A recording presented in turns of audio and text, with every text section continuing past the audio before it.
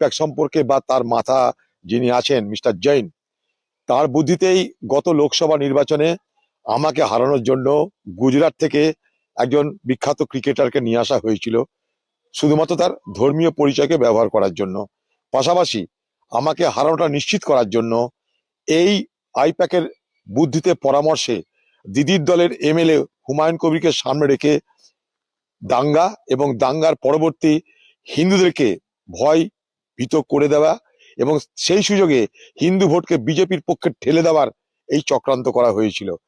তাই এরাই তৃণমূলের আইজ অ্যান্ড এয়ার্স, এরাই তৃণমূলের চোখ, এরাই তৃণমূলের কান।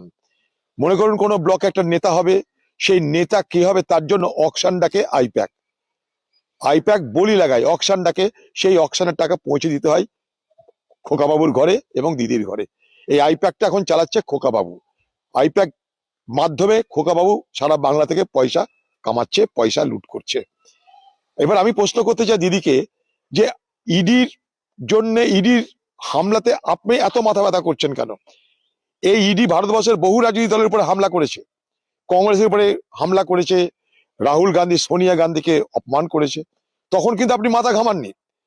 আপনি বিশেষ বিশেষ ক্ষেত্রে মাথা ঘামান যখন নারদা কাণ্ডে আপনার দলের, আপনার রাজ্যের পুলিশকে জিজ্ঞাসাবাদ করার জন্য ডাকা হয়েছিল রাজীব কুমারকে, আপনি তখন এসপ্ল্যানেডে বসে গোটা রাত তার জন্য আন্দোলন করেছিলেন, অবস্থান করেছিলেন।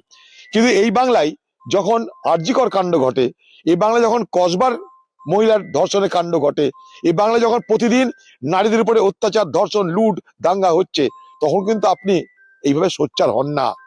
তাই ইডির বিরুদ্ধে সোচ্চার, এটা ইডির অপদার্থতার বিরুদ্ধে না আপনার দলকে যারা সাহায্য করে ভোটে নানা রকমের অপকর্মের মাধ্যমে তাদেরকে রক্ষা করার সাহায্যে।